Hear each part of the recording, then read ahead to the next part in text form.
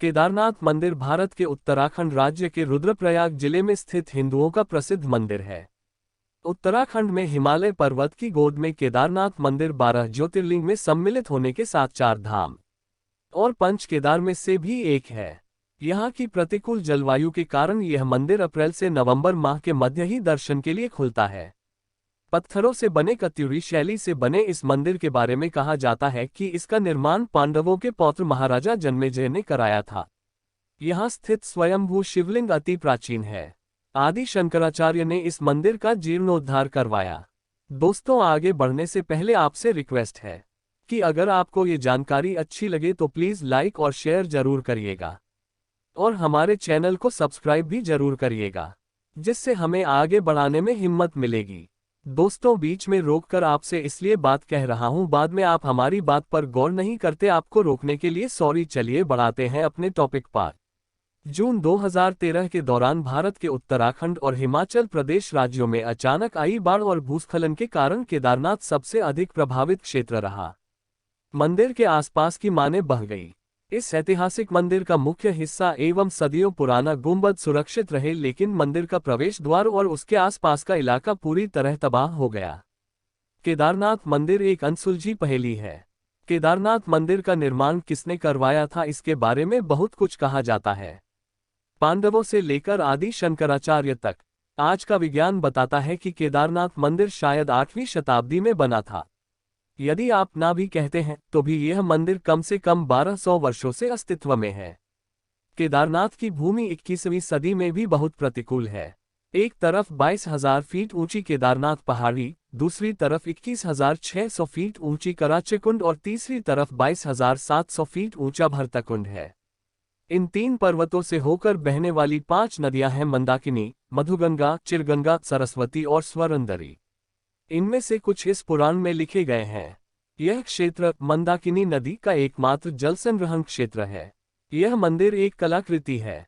कितना बड़ा असंभव कार्य रहा होगा ऐसी जगह पर कलाकृति जैसा मंदिर बनाना, जहां ठंड के दिन भारी मात्रा में बर्फ हो और बरसात के मौसम में बहुत तेज गति से पानी बहता हो। आज भी आप गाड़ी से उस स्थान तक नहीं जा सकते। फिर इस मंदिर को ऐसी जगह क्यों बनाया गया? ऐसी प्रतिकूल परिस्थितियों में 1200 साल से भी पहले ऐसा अप्रतिम मंदिर कैसे बन सकता है? 1200 साल बाद भी जहां उस क्षेत्र में सब कुछ हेलीकॉप्टर से ले जाया जाता है, जेसीबी के बिना आज भी वहां एक भी ढांचा खड़ा नहीं होता है। यह मंदिर वहीं खड़ा है और न सिर्फ खड़ा है बल्कि बहुत मजबूत है। हम सभी को कम से कम एक बार यह सोचना चाहिए। वैज्ञानिक अनुमान लगाते हैं कि यदि मंदिर 10वीं शताब्दी में पृथ्वी पर होता तो यह हिम युग की एक छोटी अवधि में होता। Wadia institute of geology, Dehradun ने केदारनाथ मंदिर की चट्टानों पर लिग्नोमेटिक डेटिंग का परीक्षण किया। ये पत्थरों के जीवन की पहचान करने के लिए किया जाता है। परीक्षण से पता चला कि मंदिर 14वीं सदी से लेकर 17वीं सदी के मध्य तक पूरी तरह से बर्फ में दब गया था। हालांकि मंदिर के निर्माण में कोई नुकसान नहीं हुआ। 2013 में केदारनाथ में आई विनाशकारी बाढ़ को सभी ने देखा होगा। इस दौरान औसत से 375% अधिक बारिश हुई थी। आगामी बाढ़ में 5,748 लोग सरकारी आंकड़े मारे गए और 4,200 गांवों को नुकसान पहुंचा। भारतीय वायुसेना ने 1,10,000 से ज्यादा लोगों को एयरलिफ्ट किया। सब कुछ ले जाया गया, लेकिन इतनी भीषण बाढ़ में भी केदारनाथ मंदिर का पूरा ढांचा जरा भी प्रभावित नहीं हुआ। भारतीय पुरातत्व सोसाइटी के मुताबिक बाढ़ के बाद भी मंदिर के पूरे ढांचे के ऑडिट में 99% मंदिर पूरी तरह सुरक्षित है। 2013 की बाढ़ और इसकी वर्तमान स्थिति के दौरान निर्माण को कितना नुकसान हुआ था, इसका अध्ययन करने के लिए IIT मद्रास ने मंदिर पर NDT परीक्षण किया। साथ ही कहा कि मंदिर पूरी तरह से सुरक्षित और मजबूत है। यदि मंदिर 2 अलग अलग संस्थानों द्वारा आयोजित एक बहुत ही वैज्ञानिक परीक्षण में उत्तीर्ण नहीं होता है तो आज के समीक्षक आपको सबसे अच्छा क्या कहता? मंदिर के अक्षव खड़े रहने के पीछे जिस दिशा में इस मंदिर का निर्माण किया गया है, वह जिस स्थान का चयन किया गया है, ये ही प्रमुख कारण है। दूसरी बात यह है कि इसमें इस्तेमाल किया गया पत्थर बहुत सख्त और टिकाऊ होता है।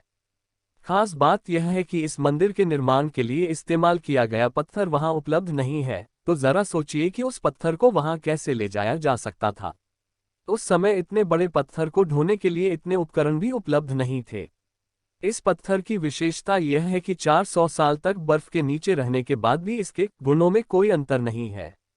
आज विज्ञान कहता है कि मंदिर के निर्माण में जिस पत्थर और संरचना का इस्तेमाल किया गया है तथा जिस दिशा में बना है उसी की वजह से यह मंदिर इस बाढ़ में बच पाया। केदारनाथ मंदिर उत्तर दक्षिण के रूप में बनाया गया है, जबकि भारत में लगभग सभी मंदिर पूर्व पश्चिम हैं।